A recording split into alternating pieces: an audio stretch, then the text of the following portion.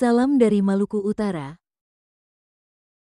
provinsi di bagian timur Indonesia.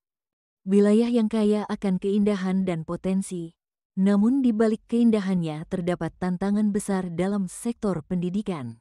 2 dari 3 siswa di Maluku Utara belum mencapai kompetensi minimum untuk literasi membaca. 2 dari 3 siswa di Maluku Utara belum mencapai kompetensi minimum untuk numerasi. 2 dari 7 anak usia 5-6 tahun di Maluku Utara tidak bersekolah di jenjang PAUD. 3 dari 4 anak usia 7-18 tahun yang belum menyelesaikan pendidikan dasar dan menengah di Maluku Utara belum mengenyam pendidikan kesetaraan. 5 dari 7 pendidik PAUD pada satuan pendidikan formal di Maluku Utara belum memiliki kualifikasi minimum S1 atau D4. Kemudian, Indeks Standar Pelayanan Minimal atau SPM bidang pendidikan tahun 2023 dan 2024 di seluruh wilayah pemerintah daerah Provinsi Maluku Utara masih belum mencapai kategori tuntas paripurna. Hal ini berarti bahwa selama 2 tahun terakhir, layanan pendidikan yang tersedia di wilayah pemerintah daerah Provinsi Maluku Utara belum ada yang memenuhi layanan sesuai SPM pendidikan. Lantas, bagaimana pemerintah daerah di Maluku Utara bisa meningkatkan mutu pendidikan di wilayahnya?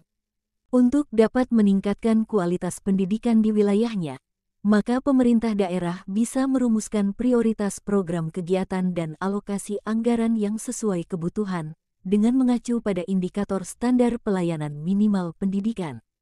Standar pelayanan minimal atau SPM pendidikan adalah jenis dan mutu pelayanan dasar pendidikan yang merupakan urusan pemerintahan wajib yang berhak diperoleh setiap peserta didik secara minimal.